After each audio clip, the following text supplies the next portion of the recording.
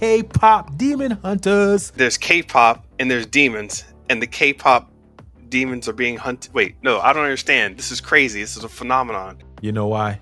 We're old, Mr. Benja. We're Oh old. God. We don't know what that means. My kids had put me onto this one, and this phenomena is taking Hollywood by storm. Guess what? The real crux of this is, Yeah. are they the ones who are going to save the movie business? This is Show versus Business, where pop culture meets pop money with me, the real Theo Harvey. And Mr. Benja. Let's get right into it. We're going to talk about Kpop Demon Hunters. Mr. Wait. Benja. There's K-pop and there's demons, and the K-pop demons are being hunted. Wait, no, I don't understand. This is crazy. This is a phenomenon. I don't get it, but I'm here for it. You know why? We're What? old, Mr. Benja. We're old. Oh God. We don't know what that means. Oh God. Oh, Matter God. of fact, my kids had put me onto this one, Mr. Benja. They literally put me onto this one, and this phenomena is taking Hollywood by storm. And guess what? The real crux of this is Gen Z or Gen Alpha, excuse me, the next generation. Yeah. Are they the ones who are going to save the movie business? Are the children the future for the movies, Mr. Benja? And this could be the canary in the coal mine. This could be the sign that tells us that they want to see these movies. They want us to go to the theater to see their movies, Mr. Benja. So that's what we're going to talk about today, man. But before we get into all that, I like to always start, man. How was your week, brother? Man, my week was difficult. Oh. So I'm pulling the whole focus thing, right? Doing my Go 10X and all that. And I'm sitting down like, man, maybe I should go check out this K-pop Demon Hunters. And it's like, no, I can't do that. I decided to move stuff around in the book. I got to finish it. This is crazy. It's taking too long, but it's becoming one of those things, right? Like Kanye and Donda. It just became one of those things that's taking too long, but it's good. So I'm happy. But in that whole thing, I stopped. I said, you know what? I'm going to stop spending like blocks of time here and there doing my art. I'm going to stop drawing, sketching, practicing my craft and all that, my creative art craft. Man, that this is hurting, man. This is like I'm walking in the store talking to people, and all of a sudden I'm like just angry. I'm like, what changed? And it's like, oh yeah, I stopped doing my little relaxation thing. So it's been hurting, but No Sif meditations. I mean that works to a certain extent, man. When the anger is rising and bubbling up, um, any Jedi meditation, but Sith meditation as well. I don't believe you brought that back up. I was angry. I'm not angry right now. But yeah, man. But no, I don't know what I'm going to do with that information now. It's like, yeah, I want to get back into my drawing, but I'm trying to stay on the flow of this. And actually, you know what? It may be the whole caffeine thing too, because I started ingesting caffeine after years of being off of it. I mean, Oh I wow. just yeah. So caffeine, energy drinks, and all that. I was just not on it for a while. So now maybe I'm just grumpy because I've got like a caffeine headache going on or something. Hmm. Yeah, don't be like me, Mr. Benja. I just go to Starbucks. And I don't know if you know now, when you order something at Starbucks and you sit there and just for a while, they get you a nice little mug and you can kick up your feet and they Oh, just keep bringing you free refills, Mr. Benja. So I just sit there and second, third, fourth cup of coffee. But I'm in the matrix, man. That's probably why before this pod I had all those ideas. I was like, oh yeah, I could do this, and I could do this. Because that was on the fourth cup of coffee I had earlier today. you, But you yeah. know, quick bit of history. I don't know if you know, but one of the reasons why Starbucks, or at least the early classic ones, had all those thinkers and stuff on the walls. Coffee houses used to be like the places where all the intellects went. Oh So yeah. they would go there, play chess. The cartographers would show up with their maps and be like, "Look, I believe this." And it's like, "What are you talking about? I've been up all night. How have you been up all night? I've been drinking coffee." It's like, "Oh yeah, this new expensive drink." So it's just where Yeah. all the intellects and stuff hang out. So Oh yeah. stimulation with the mind, the people. Yeah. I've been a fan of coffee houses for a long time, Mr. Bishop. Studying, going to Barnes and Nobles when you could do that back in the Hell day, yeah. and get some coffee and to get ready for your test the next day because you didn't study all week. So this is the last time. So I remember those days at the Barnes and Nobles. What was that, Tallahassee Mall, No, yeah, Tallahassee Mall. Governor That was a Square? that was a good spot though. Tallahassee Mall Yeah. was a good spot. Yeah. So I go way back. So now when I just and then I get up early, get my little workout in, then I go sit there. They say, "Hi, Mr. Harvey. Good to see you again." They know my name. Oh yeah, Yep, hi yep. Savannah. Hi Sierra. Just how is school going for you? Just I'm Mm. just an old hat, just coming in, man. So yeah, I love it, man. Well, wow, man. So you've been on coffees, got in your little sour mood. You're trying to get back into your peaceful mode. I mean, what do you think is going to get you back there? Um, I got to drop the coffee. Got to get back to my art, but it's the getting back, just getting back into the flow of things. Trying to force things a bit too much has caused me to like start jogging and stub my toe and then start jogging again and realize I dropped my phone. It's just like I keep starting up and I'm like, why am I stumbling on this stuff? And it's just keeping your flow going the right way. Yeah, And I'm doing not gap in the gains talking here. I'm not downing this. This is all good progress. yeah. But what I'm saying is, if I'm by trying to move faster, I'm stumbling over stuff and realizing what's too much, what's not enough. It's like, okay, I can't pull out an entire thing of acrylic paint and the water and all that stuff and turn my music on. I don't need all of that. I can just break out my drawing pad and some pencils and chill out for a little bit. So Mhm. figuring out where my boundaries are is what's happening. Gap and gain talk. I am fully in the game. I realized how to bang out a lot more stuff. The discussion we had before we started about the meaning and the metric. That's I've really been pinpointing. That's like, oh, boom there, oh, boom there. I can speed it up. Stealing lessons from Elon Musk and not giving him credit. It's great. It's always good. So when we talk about the gap in the gain, so basically you're focused more on the gain of what you're gaining, or learning or achieving, and not focused on what you didn't achieve or what you didn't get done, right? And Right. so you can keep your mental, basically your mental sanity, right? So Hmm. it's a downward. We all been there. It's a downward cycle. When you start thinking negativity, you get more and more negative, and you don't want to do anything. So I agree. Yeah, the big takeaway I got from that book, I think, was measuring backwards from where you are now. So instead of like, you measured, because you always see a measurement of like, hey, I did all this, and then here's where I was trying to get, but I literally stopping, turning around, and saying, okay, I was a what are buster. all the what are all the things I learned here and there? Oh, I actually went faster there. It's like, wow. In my journal, I was hating on this moment. I said life sucks and did this and that and that and that, but I actually accomplished three times as much. Whatever. I have a focus app on my phone. I look back at it, and I'm like, uh, double in terms of productivity in certain areas than I was a couple months ago. And I'm like, wow, I actually doubled this amount of stuff, but it feels like about the same amount of work to me. But I doubled my productivity in it. So I'm like, game, baby. No, I'm just writing it down, man. I mean, I wrote something today, man. People underestimate that documentation piece. It's so powerful. And one of the documentations I do is obviously I kind of put stuff I learned through the week in different buckets. Like I was telling you before this, like, Hmm. anything with entertainment, that's the Mr. Benja bucket. Anything about business, that's the sentiment bucket. Then anything, new ideas, that's just the new idea bucket, right? But then there's also a process of documentation where you just go back and think of all the stories of your life. Sometimes you forget. And so I think I told you I took a course on just, learning how to speak better and or be a speaker, if you will. And they talked about if you want stories to add to your talks, you got to go back into your history, and there's a lot of lessons to be learned. So sometimes just document all that. So I did. I think I sat down at the coffee shop one early morning on the second cup of tea, coffee, not tea, coffee. Uh-huh.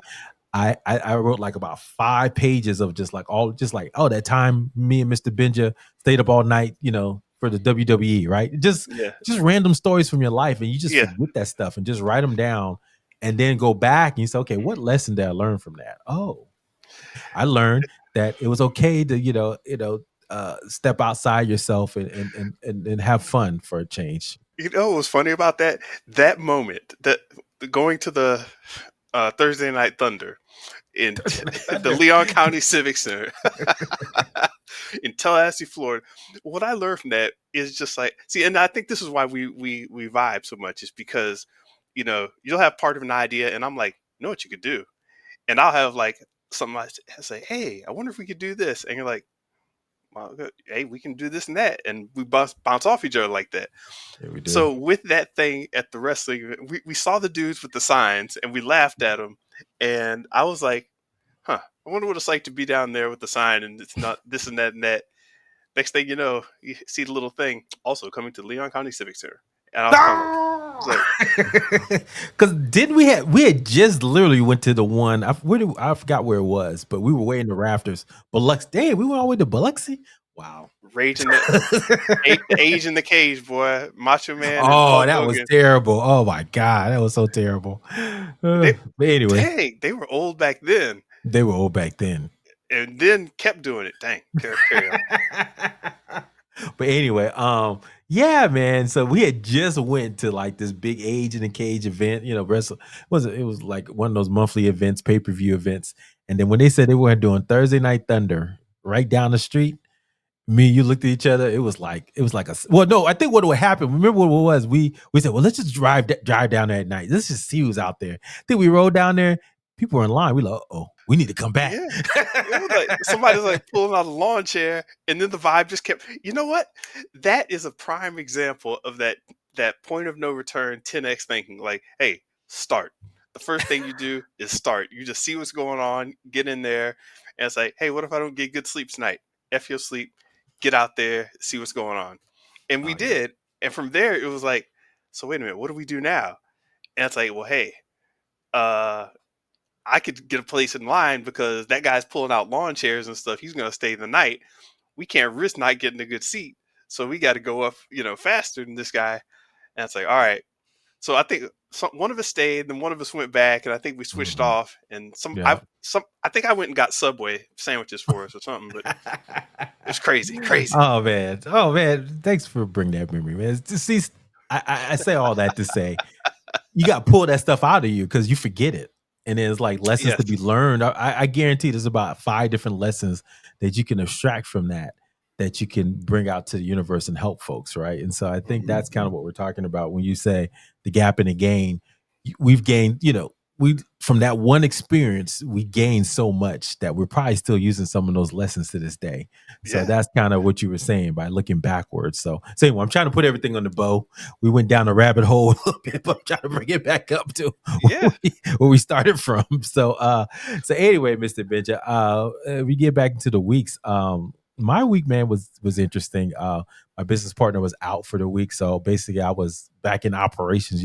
I do more marketing and sales, Hmm. so I'm out here in the streets, talking to folks and be running my mouth. So it was good. I found out that you have to. It's good to go back into operations because then you see all the problems, and then you can articulate that better to new customers. And so I think that's something that I put into the Yes, you're right. Mosey.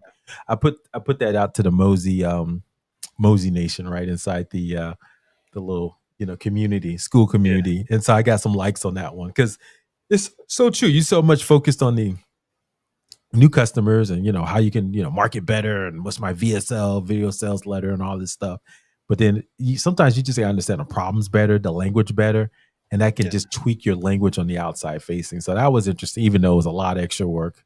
Whew, too much. And then so that was kind of interesting this week. And then also I was kind of telling you, I didn't want to reveal this too much on the pod, but Uh-oh. what the heck? We don't gatekeep. We don't gatekeep. Uh I figured out a way to just create anything I want on Replit pertaining to landing pages, Oh, funnels, and you all got to let that. them know. So yeah, maybe I'll drop a YouTube video on that one day. But yeah, it's just Replit. If you don't know, it's the AI product builder where you can kind of create your own apps, landing pages. People are loving it. It's one of those things that people are really geeked about and all that. But I've been meaning to play with it, and so I didn't have a reason to recently. And so when that Yeah. happened, I was like, you know what? Let me just try and see if I can do it. did a landing page in an hour, Mr. Benja. It turned out pretty good. So I Nice. was like, I was impressed. So anyway, I'm super hype about that. I'm obviously playing well with some AI automations as well. So yeah, man, I'm really stoked about. I don't know, Yeah. artificial general intelligence, AGI, super Mhm. intelligence. Don't care. Don't give a rat's ass about that. But Yeah. can I make real change now and make my life easier? Absolutely, with this AI stuff. So yeah, I'm Yeah. really doing more with that now. You know what I always wonder about new technologies, whether it's going to augment and make the entire ecosystem bigger, or is it going to, or versus how much is it going to kill off what already exists? Ooh. And what I mean by that is like when coffee, we were talking about coffee earlier, this big thing.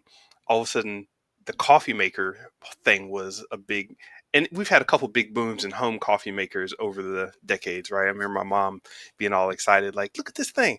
I get up, it's really quick, easy in the morning. Boom, throw your Folgers in there, done, done. I don't have to do a pot of this and that. It's great."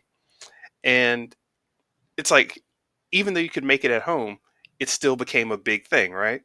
So you had all this, your coffee was just a big thing on both Yeah. ends, at home and in Starbucks and all this stuff, the coffee houses. But then something like video games, that completely left the arcades, but it blew up on computers, it blew up on your phone, and it blew up on the consoles. So it actually killed one segment, and you're like, huh. And I just wonder stuff like with stuff with AI and landing pages and things. Do I make a landing page for my five friends? Does it become that easy? And it's like, hey guys, pickup game. We're gonna be playing whatever online. And you make a little landing page for you and your friends. You know what I'm saying? Does it get that ubiquitous, or does this kind of technology kill off landing pages? And I don't know. Well, I That's what I mean, just start wondering. like I said, let's just look at technology like the smartphone, right? I mean, Hmm. did that get rid of movies? No. Did it get rid of TV? No.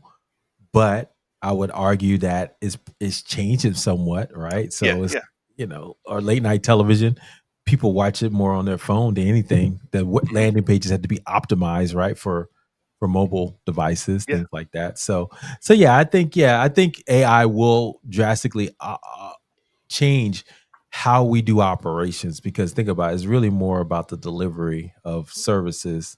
And so AI is a service. Basically, that's what I'm calling it. hmm, I think I've heard that before, but basically using AI to kind of just deliver services at scale. And so I think that's where it's going to probably really, change for the most part. Um, so we'll see. I mean, it's going to be a lot of slop, AI slop, a lot of yeah. bad apps out there that mess up, a lot of code outreach. I mean, I don't know about you, Mr. Benjamin. I'm getting like code outreach all the time. Maybe I'm out there more than you, but it's too much. It's literally, I get Hey a man, so code some of this, outreach every day. yeah, some of these bots need to slow down a little bit. So, but Mr. Benja, what does is not slowing down, Mr. Benja. You know what that is? That is Let me guess. K-pop Demon Hunters, man. This thing is on a tear. Mr. Benja, literally 3 weeks ago, I didn't know what the hell this was. No, what? Take that back. I heard about it, but my daughter said, I want to watch K-pop Demon Hunters, but I'm like, I'm not watching. You're not watching anything with demon in it. So no, you're not gonna watch that. So, but I guess she snuck around, saw my wife, and then they went in, and then they were like, "Oh, this is great. You need to watch it, Daddy. You really like it." I was like, "Okay, guys." So I finally sat down and watched it, and I was like, "That was pretty good." I was impressed. Same animation house. It was Sony Animation that did the same animation for Spider Spider Verse. Verse. Okay. Uh, banger songs were banging. It's just good story. I was way better than it should have been. I mean, I think that title was so I told my kids about this. I said, you guys know what clickbait is? That's what that title was. It was basically a way to Yeah. get you like K-pop demon. It's like K-pop and mix it with demons. Oh yeah, what's that about? So it gets people to click. But way better than it had any intention of being, Mr. Benja. And so so we're bringing it up right now because Hollywood is a gaga about this movie, man. This is a movie that came out of nowhere. So first it was on Netflix, it was kind of dumped on there, and it was a slow grow, right? People weren't watching it, weren't doing anything. And then all of a sudden people start watching more and more. Where now, as of this recording, it's the number one streaming movie on Netflix, beating out Red Notice, which was led by The Rock and Ryan Reynolds, and costs Yeah, twice as much as K-pop Demon Hunters, right? yeah, yeah. And it's the number one streaming movie right now. And so, the reason we're talking about this because Netflix is like, look at this is like they're Frozen, right? They're animated movie that can go the distance, have uh, merch, sequels, television shows. Matter of fact, they did a big flex last weekend. They had a sing along in the movie theaters. Only select few movie theaters for only that weekend only. Yeah. Me and my daughter went, and man, Mr. Benji, you would have thought this was like the Phantom Menace. It was like packed house. These Oh girls were man. in there, man, and singing every song. It was a sing along, so singing everybody knew all the songs. Right, But right. man, there were some scenes in there. The main protagonist, she has a crush on there, and he shows up. These girls are screaming. Oh Lord. Every time he showed up, and I felt it. I was like, oh wow, this is like I feel that communal experience of a movie. You don't get that nowhere else when the audience is laughing at the same time or feeling the same emotions. And yeah, man, I told my daughter, I said, did you like that experience? She said, oh yeah, I really loved it. So I say all that to say is this: not only is it unique movie, but it's changing Hollywood Whoa, whoa. and is Yeah, bringing the younger generation. My daughter is 13, so she's part of the Gen yeah. Alpha. She is enjoying the movie experience because she's getting something that she doesn't get in the single screen. And there's been some studies recently that talk about can Gen Alpha save the movie theater, and I Yeah. think K-pop Demon Hunters is along that line.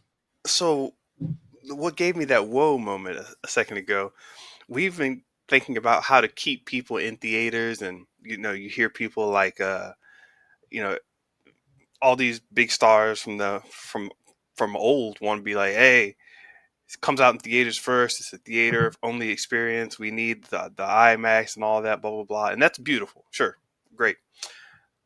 But what if I don't know who's working on the play that says, let's make something that's actually built for showing to a big audience that we can get them to do a sing along. We can get them to have the whole what is it, chicken zombie chicken? Oh god, I messed it up. We get flamed by the Minecraft kids now. Uh Chickens jockey. chicken yeah, chicken jockey, of course. Um that whole thing of, can we set something up that really works to where I see this, I like it, and I'm like, holy crap, I really like this. And then like, little ad comes up, hey, click here to go to Fandango or whatever, and there's going to be a big showing of it in your local AMC. They're going to be doing a you know sing along hot dog party, dance off experience, extravaganza, whatever. So if they could play it from the reverse angle, kind of like I guess what they do with Comic-Con, where you already know all the material. You just go to Comic-Con to meet up with all these other people and do signings and stuff. That's a whole different play, and that's really intriguing to me.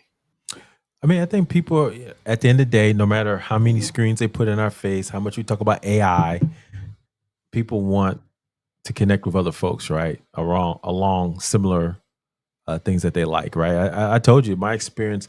I never had that experience before. I almost was in tears, Mr. Benjo, when the first time I went to Comic Con. That experience when we sat in line for 8 hours and we were just talking to the folks in the crowd, and it was like I could talk about everything that I ever read. Bro, and I had that so much in my heart for like decades. And it was like, my people. when did it click for you when you were in an audience, a Comic-Con type of audience, and just It was amazing, Mr. Benja. It really was. I was like, well, like I said, that line, and we were in that line. I mean, literally, I could talk about Robotech. I could talk about, Isaac Asimov. I could go into Marvel. I could talk about it was just like everything I've collected that's just sitting in my brain about these comic books and nerd culture. I could talk about it like I was free. The only time I had that experience was like every once in a while, obviously with you, Mr. Benja, of course, and Dr. Chris. but that's rare and far between. And you go to a comic book store and you talk to the owner every now and then and get a little. But outside of that world, Mr. Benja, I'm like, dude, like, hey, what's the CAC versus LTV, what's how Yeah. we gonna sell this person, it's just like that whole piece of my brain. But it's like it took me back to being a kid again, and I love that, man. So when you find your crowd and your people, and I think that's what movie experiences can be for Gen Alpha, right? I think that is what they're like, and then the whole experience of it all, right? Chicken jockey, throwing stuff around the what's it called, the gentle minions or whatever, gentle minions, meme, or Barbenheimer, Barbenheimer. Heimer, thank you, Barbenheimer, and then finally now this with the sing along. People want these experiences, man, to get up and pay, not just pay, but just be involved and don't miss out. And so that's why we went on a Sunday night, like at 7 o'clock. That's why it was a packed house, and it was only 2 days only. And so sing along, people were like, just super excited, man, to see this in the theaters. Yeah, man, I'm looking it up, and I looked up K-pop Demon Hunters cosplay, and yeah, the people are really doing the cosplay. And I'm saying that because Halloween's coming up, con season is kind of dying down for the summer, but there's a fair bit of it out here Oh yeah, oh yeah. with all your People gonna be out characters: here. People gonna be out here Tiger, in droves. Rumi, Zoey, Bobby, Yeah, yeah, Sussy, yeah. Mira. Yeah, So, K-pop. Mr. Benji, you haven't seen it though, have you? I'm against K-pop. as a label or as a crew, which one is it? Terrible. Look at what these kids are doing to. Terrible. What they're doing to these kids. No. It's like it's so. I get the hype, and it kind of takes me back to Spice Girls, New Kids on the Block, where it's this manufactured, set of You mean K-pop in general? Okay. K-pop in general. Yes, yes. Yeah. And the whole ecosystem around it is very, manipulative. It's a machine. You get these kids in here. I'm talking the stars, and you groom them from when they're kid babies, and they're supposed to dance and act, and they play the idol role. And it's like, hey, you're supposed to be the funny one, and you're supposed to be the sexy one. The sexy one is not meant to be telling jokes. Shut the fuck up. If you got something funny to say, you tell the funny one, and the funny one says it. I don't. It's just the behind the scenes of it is really rough. Well, they had a reality show on Apple. I think I forgot what it was called. My daughter watched it. She's into K-pop. I guess I was the entry drug or something. She said she knew about BTS, and knew about Stray Kids and all that, but I guess there's one song I liked that was K-pop. I gave her a review of it, and she just went all in on it. So she went to her first concert, was a K-pop concert in Orlando, Stray Kids, and so she's in it. But anyway, they have a reality show. For the first time, the reality show is actually a K-pop group that is not Korean. It's five girls. It's made up of a Brazilian, American, someone from Africa, someone from India. Yeah, it's all over the place, but it works. So to your point, and then you're right. They have like the designations, like who's a leader, right? There's a leader. There's a lead vocalist. There's a dancer. There's a rapper. They all have their little designations. To your point, it's like you're a rapper. What are you doing out here singing? Get out of here. You're supposed to be dancing. Get out of here. So, yeah, so it's just so there's a new reality show we've been watching lately that just came to us called K-popped. So they're taking all these, like, let's be honest, older artists and like putting K-pop versions of their songs. And they just had I saw the one with Oh, Boys to Men. that's what this is Yeah. about. Okay. Yeah, K-pop. Yeah, that's what it's called. Like Megan Thee Stallion, she produced it with Psy. Remember Gundam Style? I guess that was proto Yeah, K-pop. they got TLC on here. Oh no. Yep, they're doing Oh no. waterfalls. Yep, they're redoing waterfalls. Lord help us So all. yeah, matter of fact, as we're recording this, the family was watching it right now. So it's kind of interesting. I might have to Vanilla check it out. Vanilla Yep, Ice. Vanilla Ice. They just had the one I saw. They had Boys to Men. So they split up so many of them, right, in the group. So they split up the groups and then to kind of compete. And then So the K-pop group, they had one real good singer. So guess what? She was by herself to go sing with Boys and Men, and the rest of them sang with Boys and Men like Motown Philly. She went to go sing with them to sing "End of the Road" because they knew she was the best singer. Yeah, They didn't yeah, want yeah. nobody over there that didn't know how to sing. They're like, "Nah, dog, you can't sing "End of the Road," and you ain't singing unless you're gonna be the girl. I knew about it. I just didn't care. So when I, for those who don't know, when I hear about things early on, I like to hate on them just because it's a thing I do. Right when it comes out, I'll hate on it. But give me about 2 weeks, and I'm like, hey, this is great, and I find out what's good about it. I just got to make sure that I'm not razzle dazzled and all this foolishness doesn't get me. Because if I hate on it and I'm right, then it's good. But if I hate on it and I'm wrong, then I have a redemption story, and it's good that way too. So what I'm saying is hating's the way to go right off the bat. It gives you're good. It's, the haterade is on the internet always will always be undefeated. It's just what it is. I might Yeah. have to So watch this K-pop garbage.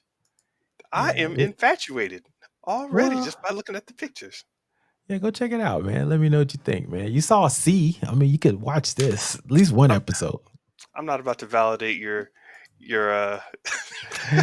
But it's you're yeah. right, man. It's very manufactured. I mean, it's the girls. They all kind of look very similar. Yes, they have different color. And if you're in different color eyes and all that stuff, but the same movements. They're very about being precision.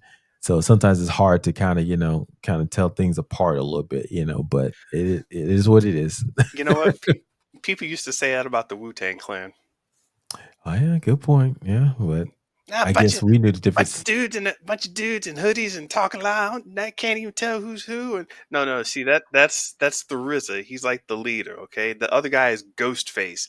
That's why he's got the do rag and yeah, just and, you try to explain this. And, But yeah, but you just brought a good point. I mean, this is just all what's that from uh Battlestar Galactica, right? This has all been there, it's been there but done before, right? And so the groups, that came from Wu Tang, obviously, and then obviously the whole manufactured sound and precision, Motown.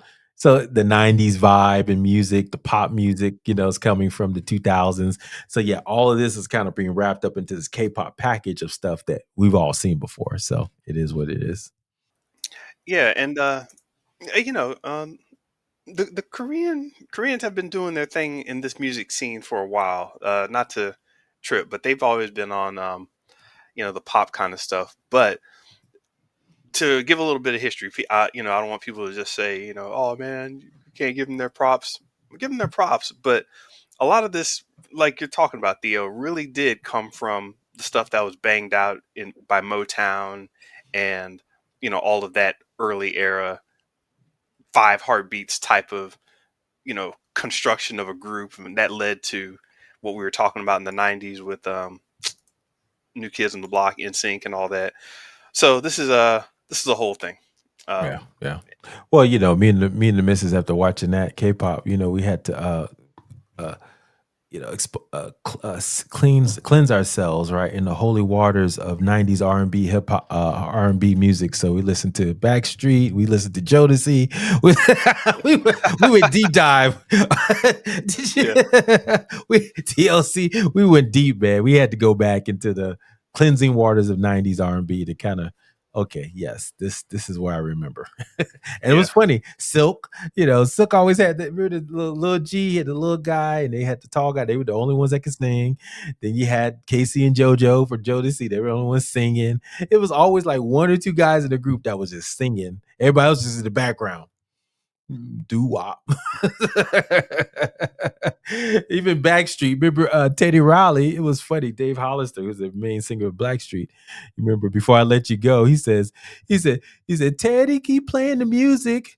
Blackstreet will sing. So Teddy Riley, don't sing. Just play the Yeah, music. we, So we got anyway, so yeah, so those bring back great memories because that's when we were in college. So yeah, man, good stuff. yeah. I gotta look up and do more study on the. I haven't looked into it in a while, but the whole idol system. because what's happening over in Asia is much more of a system. You know, in Japan, China, Korea. Where and when I say a system, it's like it's like a TV show. Every couple of seasons, you're going to have a new cast, literally a cast, come out with storylines, um, fans with certain relationships and ups and downs. There's a whole scripted system with these people in it, so it does an interesting job of mixing characters and storylines and production. So you kind of get lost in terms of it was like reality TV. It's like reality music, I could say. Um, and I think they tried to make it as big as possible with I just looked up the name because I forgot. AKB48. You ever heard of them? Hmm. So it's a J-pop group that at one point had 130 members. Yeah, we talked about this. Yes, we talked about this. You remember that? Yes. Yeah, we talked about this.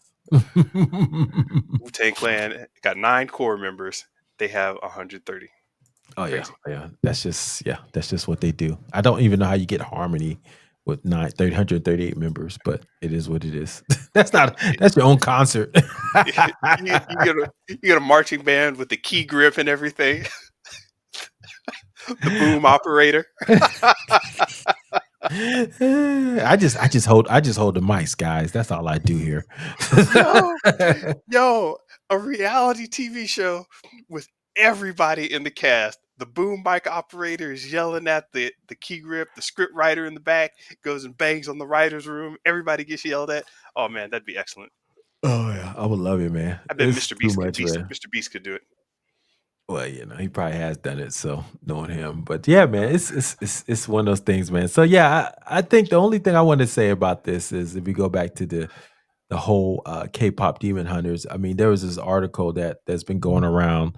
So I'm going to read some of it, but it was just like they said K-pop Demon Hunters and Gen Alpha save movies. So Generation Alpha, so those are the kids born after 2010. So these are my kids. I have 2 kids, 13 and 9. They said is increasingly credited with saving the box office due to their growing influence, immense spending power, and strong preference for in-person cinema experiences, even though they are digital natives. So they don't know anything else but being on, smartphones, right? They don't remember time. So unlike expectations that younger audiences prefer streaming, Gen Alpha is helping to drive record-breaking box office numbers for movies like the Minecraft movie, Five Nights at Freddy's, thanks to deep nostalgia for digital-first franchises and desire for shared social experiences at the cinema. That's a good point. Hmm. These were digital-first franchises. So Minecraft, right? Yeah. That was a video game. Friday Night at Freddy's, a video game. K-pop, let's be honest, it was on Netflix first. Yeah. So it does seem like they do like things that were digital first that now got translated to cinema. So now they're kind of like, and that's all, comic books translate into movies. And so, is this what we're going to see now? So, we talked about this in the show notes. It's like, okay, you know, will Gen Z say movies, but we're also saying what's next. And I think what's next is like these digital experiences that my kids grew up on. So we saw the Minecraft movie. Is there a Roblox movie coming out? Right? Is there going to be a what's the other one? Fortnite movie coming out? I guarantee. If it's not, it's on its way. Yeah. You know So what? go ahead. A similar thing. I'm just trying to make relations here in my head, and a similar thing I saw with a lot of the card games and board games where you'd start getting these communities, and then you'd have like the Pokemon movie. You remember they had the big Mhm. hubbub about that, and everybody went to the theaters and got a card. Uh, if they bought their ticket early enough, they could get like an exclusive card from the movie, and lines were outside the box, and it was crazy. And same thing happened kind of with Yu-Gi-Oh, where it started out as a manga, people reading the comic, and then it got big enough where they're like, it was instead of being a movie as the native thing, you have this growing community and everything, and like, hey, this is big enough to be a movie. So then all of a sudden it becomes a movie, that becomes an event, gets people together. Now you're throwing popcorn and yelling chicken jockey. I mean, it's Well, crazy. I guess that's the other thing too. Yeah, they gotta be digital first experiences. but then there has to be a reason to go to the movie. It can't just be the movie by itself. You know, it's got to be a sing along, or you got to interact with it. I think that's the missing piece, right? You got to dress up, or or you have to throw popcorn at the Yeah, screen when something comes out. So I think that's the missing piece. So if you combine those pieces, digital first, with something that is a reason to go see it, right? Because it's yeah. memeable. So when you went to see episode 3, Revenge of the Sith, they had the replayed it in the theaters, Mhm. and you went to go see that. Did they have a lot of? Was there any cosplay in there, There or any was there film? was one.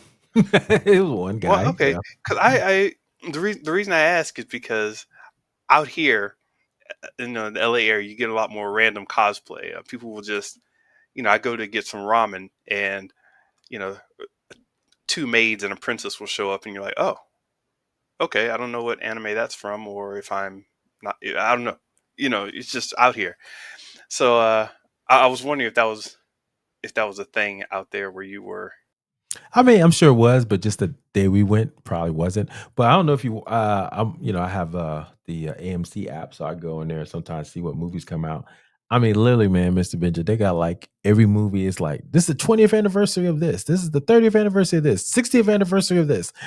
Jaws just came out. I think it's a number 2 movie this weekend as we're recording this. Came out 50 years ago, Jaws. And it's a re-releasing the movie. So they're doing a lot of these nostalgia plays to get people to come back to the movies. You liked it the first time, right? Well, it's the 25th anniversary. Come back and see Twilight. Come back and see this movie. I mean, they're doing movies that just came out 10 years ago. 10-year anniversary of Trainwreck. I'm like, Trainwreck? Are we serious? Is that a classic? You remember that movie with Amy Schumer? No, I do Yeah, not remember that movie. exactly. So they just do anything they can to get people to come to the movies. So Okay. they're trying to rely on older folks like us to lean on nostalgia, but maybe they need to lean on because I'll be honest with you, Mr. Benja, we haven't talked about it in a while, but superhero movies, we may not see another $1 billion superhero movie in a while. Maybe Avengers. Was the next Avengers movies coming out? With Doctor Doom. What's it called? Hmm. Doomsday, and I forgot the other name of it. But maybe those would be a billion. But yeah, this year we didn't get any movie. This is the first time I think in a while that we didn't get any superhero movies that did not make $1 billion. Hmm. Superman, I think it was the most, and it got like up to 600 million. I think. Right, right. So, and so wait a minute. So think about it. If you do the math, they're spending what 250 million on the superhero movie, Superman. And that includes marketing and all that. And so what they to make their box office, they need to make 2 times, at least 2 times, sometimes 3 times. So they need to at least make $750 million if you have a budget of 250 million for these movies. And Yeah. if they're only making 600 million, then these budgets have to go way, way down. They can't make these movies for 250 million Is anymore. this why the AI push is happening? That's part of it, yeah. I'm sure. Drive costs down as much as possible. And the rumor is everybody's using AI. Let's not be keep it twisted. We didn't talk about it, but did you see there's some new apps coming out? Showrunner. Did you see that one where you can make animated cartoons? Yeah. I talked about that a little bit in the hero group actually. A little group we have, and yeah, some people were talking about it, and some people didn't like it. But it's an interesting concept, and I don't think I don't know if that's going to be it, but something along that lines is going to be a thing at some point where even if it's only a meme for a year or two, where it's like, dude, did you make a movie? Did you make a skit with this and that? It's like something happens with, let's say something happens with somebody in politics or somebody in the news, and then it's just like you could make your own version of a South Park episode, with some stupid stuff, share that around. Mhm. In fact, I think we talked about this back in the NFT era, Yeah. where it's like, hey, if you could tag these certain properties and if you're using their assets and everything, then they get paid automatically. But yeah, I think something will happen. I just don't know what, don't know when, don't know how it'll happen because I can't tell the future anymore. Well, yeah. Did you see about the newest AI? image generator, Nano Banana. You heard about that one? No, That got released no. last week. Gotta It's look this supposed to up right replace now. Photoshop. It's going to replace Photoshop. It's by Google. It's like the best image generator out there now, and it's free. Free So nano banana. yeah, so it's one of those that so it's creating, these all these tools are coming, free for now, or relatively free, relatively speaking. And you imagine, someone, I read this article the other day. They said, you got almost a billion people using these AI tools, these high end AI tools. What is that going to do to our culture when you have these tools creating images? I don't know, these baby memes. You see these baby Yeah. things going around, baby videos, on mass stuff like that. It's just like, it's not just so much slop, but just people are creating all these different things, fake avatars, digital twins. So it's Mm. becoming like overwhelming of what's possible with these tools. And you're right, AI could be a big part of what's driving people. Or the cost that Hollywood's like, well, dang, people are kind of making movies as good as ours with these AI tools. So why don't we go all in on these tools so we can Yeah. save, instead of spending 250 million to make Superman, we could did that for like 50 million. Yeah. I mean, you can only cut the cost down so much by going to the UK, right? Yeah, yeah. Well, that's just part of it, right? It's just, so anyway, I think Gen Alpha has an opportunity here, if they and I see it with my kids. I think they're just, into Oh, these type of experiences. yeah. This nano banana. This is kind of cool. I'm looking at it right now, and I saw this. I saw a picture, and I thought it was a photograph of a guy checking it out on his computer, but it was a computer generated image of a guy checking it out on his computer. Yeah, I mean, yeah, it's so cool what you can do with it. I haven't played with it yet, but you can like create, like give it 8 different images and just put them all Hmm. together, and it will put them all together into like unique, formats and stuff. So yeah, this. But there was an article. Someone said, you can create what they call the Mandela. You know what the Mandela effect is? Yeah. So basically, you could people think certain things happen when they didn't, like Shazam with the movie. Is it the movie? The one I always think of Shazam, the movie was Shaq. That never happened. It was called something else. Yeah. Um, yeah. Just things we think we remember or we misremember things because of uh, conditioning, basically. Yeah. So you believe something happened, and then a couple months later, somebody says something, and you're like, yeah, yeah, kind of, I guess so, and it becomes a cultural meme, basically, to say the wrong thing, and culturally, everybody remembers it the wrong way, and it's a weird phenomenon they've called the Yeah. Mandela effect. Mandala effect. I'm sorry. Mandala, Uh, thank you. So yeah, the movie was, we thought it was, he was in Shazam, but that was the one starring Sinbad. oh, it There's was actually in Mandela. the See, movie I remembered the name wrong. Mandela. Yeah. Yeah. See, so I said it right the first time, but I was like, yeah, you're right. But Shaq was actually in the Kazam. That's the name of it. So yeah. So anyway, make a long story short, someone said you can actually go back and take things out of imaging Hmm. that was there originally, like great famous photos, just little slight changes. And then you, like the famous photo, of I don't know. I would think of some famous photo like Neil Armstrong walking. Yeah, or Tiananmen Square. Yeah, Tiananmen Square. Yeah, yeah. The guy had a gun in his hand. Something like that. So you could change the history of how people remember things. And so anyway, this is all propaganda. Maybe we'll talk about it on another show. But this is anyway. So it's kind of interesting what these tools are going to be able to do, and maybe that's why it goes back to our original conversation. Why the younger generation wants realness, authenticity in their entertainment and their experiences, because so much fakeness is out there now, and so they want to be in something. Oh, I felt something. I'm with people. These are real people. They can't lie to me. They're not fake. They're having real emotions. I want to be a part of that experience. And so Mr. Benja, we talk about this all the time, but the more I think about it, I think you're right. I think experiences are the new, it's probably going to be the new gold mine. And, I want to dive into that more in the future. Yeah, I'm getting lost here. Nano Banana's going to distract me from the rest of this podcast. It's terrible. Turn it off. Turn it off. Close that window. Close that window.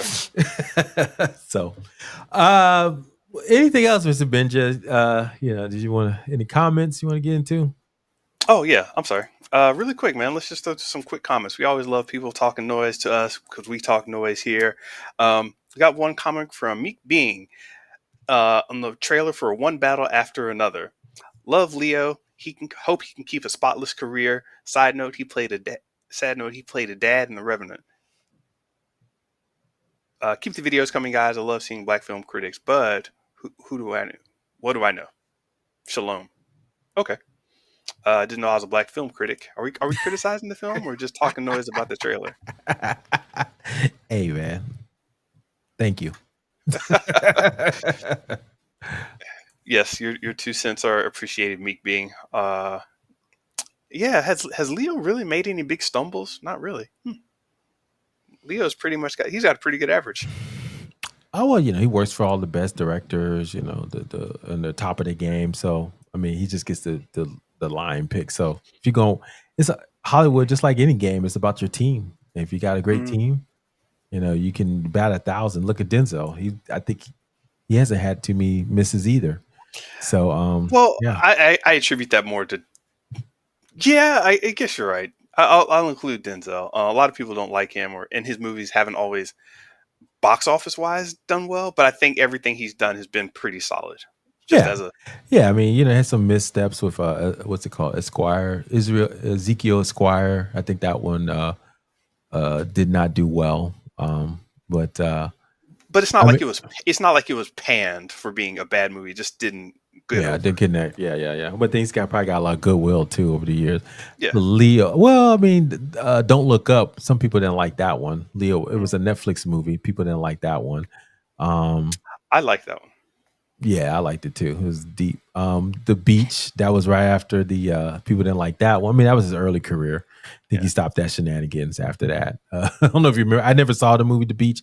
The other one, Shutter Island, even though it was with Martin Scorsese, some people didn't like that one with Leo. Mm. So yeah, Mr. Benja, don't let me go in the bag, man. I'm gonna think.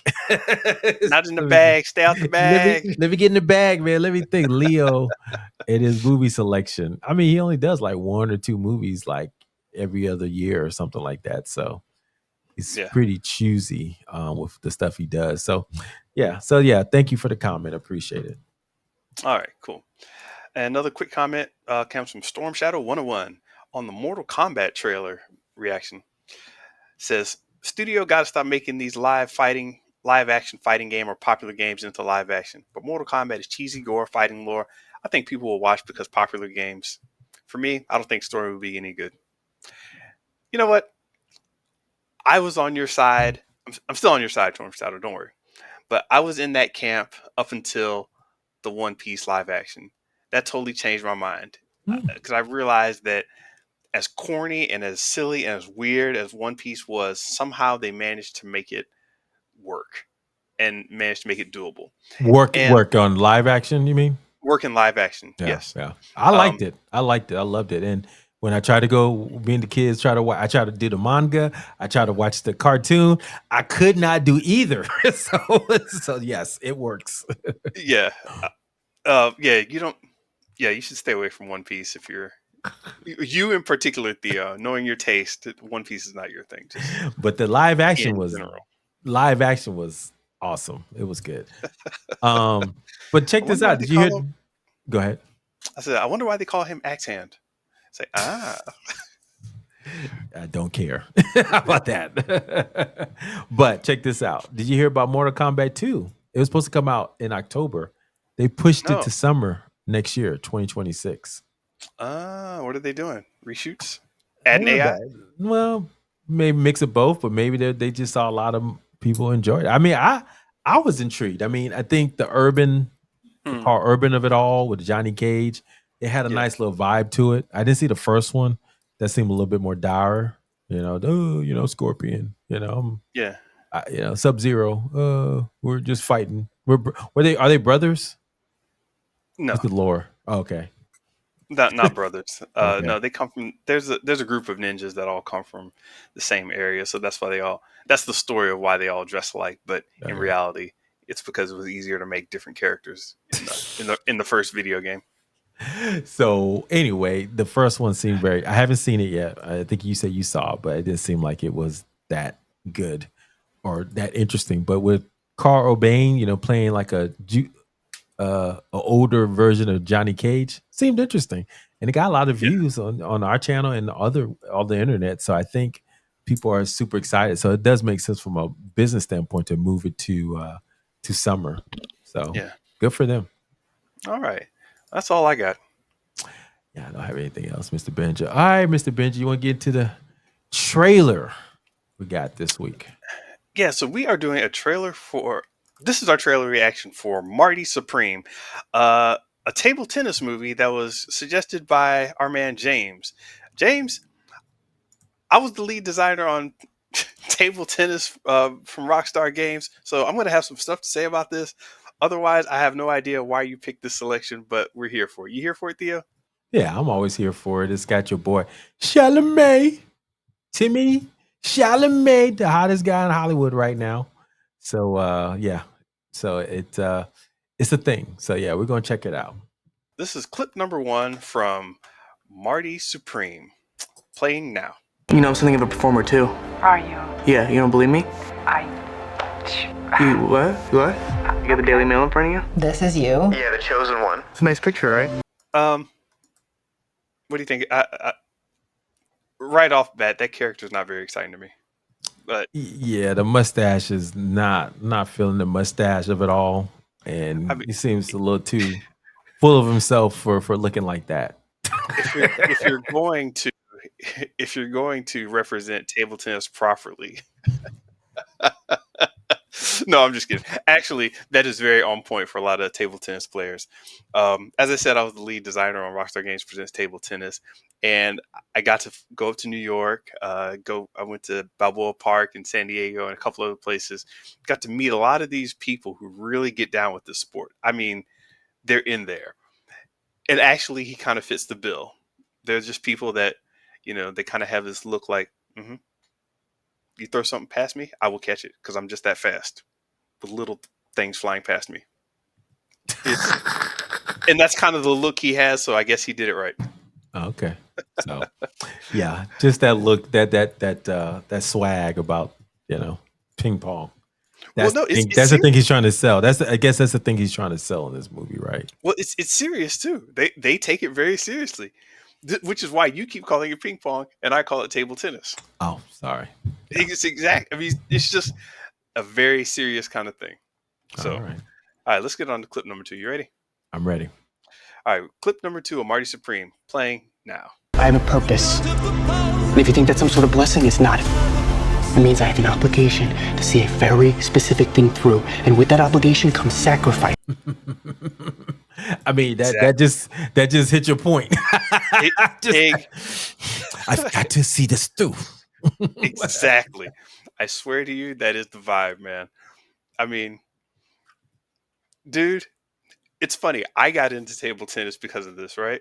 Mhm. And I remember I was discussing the fine aspects of the sport. I was like, no. You see, when you step to the left and you're leaning on your left leg, your right arm can't come. And I'm just talking about it, right?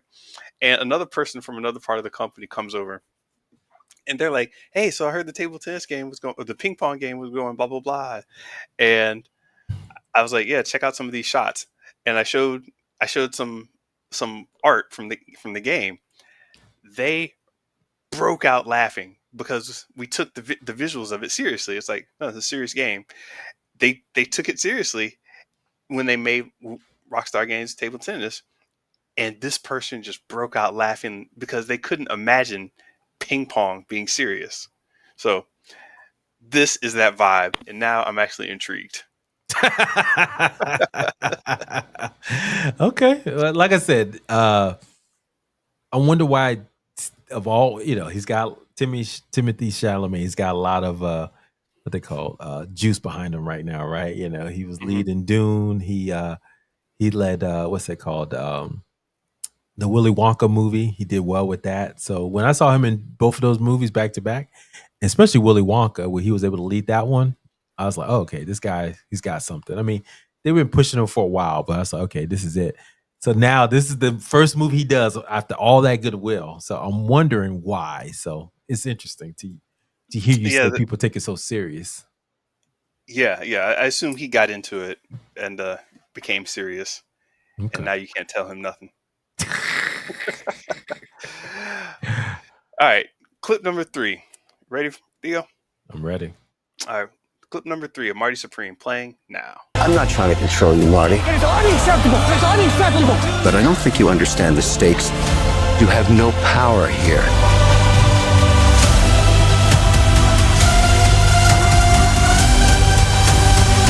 Okay. Was that Mr. Wonderful? Yeah, actually that is. Kevin O'Leary's up in the mix. I wonder if they're going to show him below the waist, wearing his crazy pants. Oh no, I'm sure they were not going to do that. But what is up, man? These folks, man. You know, everybody got a dream, huh? If you're the top in your field, you had a chance to always navigate to other fields. It seems like that. Yeah. So if you weren't watching, that's Mr. Wonderful, Kevin O'Leary from Shark Tank. Usually real serious, deadpan kind of guy talking about money and how somebody's doing it wrong and how somebody's a bonehead. And is it an act? The machines are going to win. I don't know. That's my impression of him. Yeah. But yeah, see, now we get into a little more action in that last little clip, right? Too much for my take. I mean, you got guys shooting, you got explosions for a ping pong game. Oh, he's putting his hand on. Like, what is going? I'm sorry, I said ping pong again. Apologize. Table tennis. No, it's ping pong to you. I get it. Until you're serious about it, say ping pong. It's now it's getting a little too much over the top. It's getting into that parody. Oh, I got shot playing ping pong. They got me. Don't be a rat, Marty. Look, keep looking up, Marty Supreme. Yeah, I don't know. I guess the angle is love interest and family and teachers and all this. And it's like, man, I mean, I don't even know what to say because now I'm stepping back from my table tennis ways and I'm like, what the hell is this? So you in at the beginning, like, oh yeah, I get it. The seriousness. Like, what? Oh, I know. I get it, but I'm just stepping back and being like, yeah, I get it, but yeah, why? So yeah, but I'm all here for it, man. I remember people giving me, what's funny is we made the code name in the streets for table tennis the Pong Project, right? And we would kind of say, no, we're taking it back, it's like Pong, man, back and forth, the ball goes back and forth, the secret project. And everybody was like, oh, secret project, taking it back to the Pong days. What could that possibly mean? And it was Rockstar Games, so nobody had any clue that we were actually talking about Pong, ping pong. They thought we were doing some kind of, GTA London or something, Hey, heard you're working on a new game. It's going to be the Pong Project. What is that about? You're taking it back to the very taking it back to the beginning, right? Right? GTA was in London, right? That's what y'all doing? It's like, hey, man, it's the Pong Project. That's all I can tell you. Oh, man, it's crazy. So it's just funny now. But no one takes it seriously. Except, I see, man. So, this is interesting. So, like I said, I'm curious. I'm intrigued. But is it worth me spending my hard-earned dollar to go see it? That's the question in the movie theaters. Well, this last clip should be able to tell us. You ready for it? I'm ready. All right, Marty Supreme, clip number 4, playing right now. Now look at this, an orange ball, which no one's ever thought of. See, you're already following it way better. Look at his eyes. You're looking more engaged now. Marty, custom ball like that is gonna cost a lot of money. Of course it's custom. It's an original ball for an original guy. It's the Marty Supreme ball, not the Marty normal ball. Oh.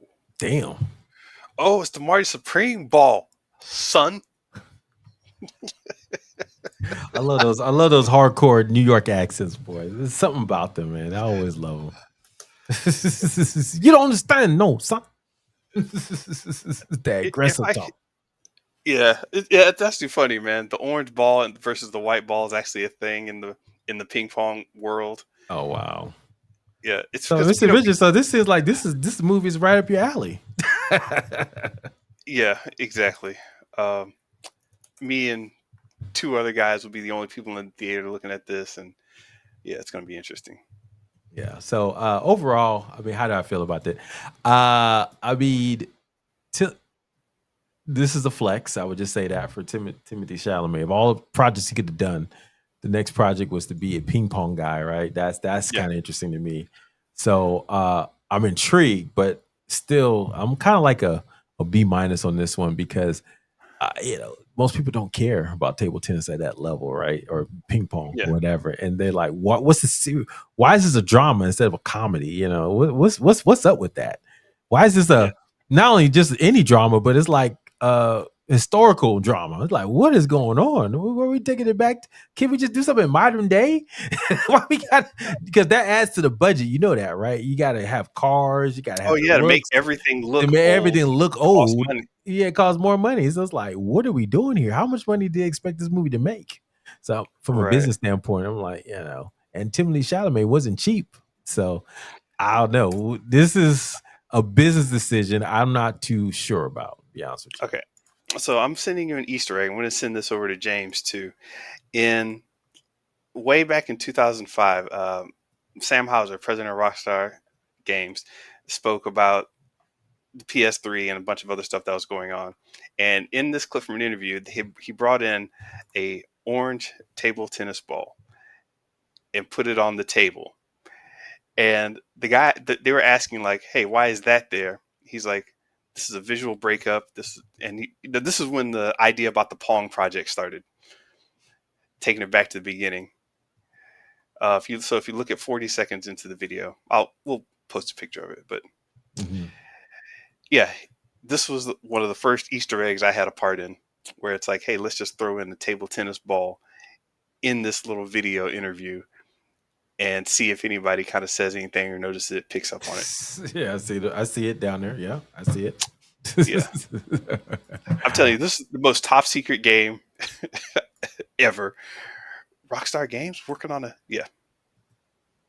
love it. Crazy. I love it. Crazy. So, well, Mr. Benja, man, this has been fun as usual. What is going on for you this week, man? I got to get back to, calming down, getting my flow in order. I've definitely been in the game, so I'm not mad at anything. I'm just, figuring out what's what.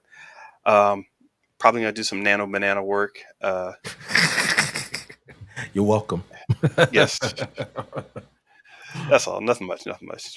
Same thing. Yeah. Man, just last week was a lot, so I'm kind of backing off a little bit. My colleague will be back in town, so he can kind of do operations. But I'm kind of geeking out on this AI stuff, man. I'm glad we got a day off tomorrow, so I might try to upskill on some stuff tomorrow. So I'm super excited to dig into crates on that one, and then got a couple of sales calls, and I'm out early next weekend. Spend some time with the kiddos, before school kicks in full gear. So yeah, man. Then it's gonna be a wild fall, man. I think I got something every weekend. It's not for fun. It's kid stuff and wife stuff, and yeah, I'm gonna be nonstop, Mr. Benja, until November. So should be interesting. Crazy. Yeah. Yeah. You'll hear some announcements from me. Okay. This fall too. So it's coming. Same here, brother. Same here. So, man, this has always been fun and exciting. So, hey, everyone, hope you enjoyed it as well. Please like, subscribe, and comment. Show versus Business on X, Threads, YouTube, and Instagram. Listen to us at Spotify, iTunes, or wherever you listen to podcasts. And go visit our website, Show versus Business, to learn more about us. All right, Mr. Benja, have a great one, brother. Peace.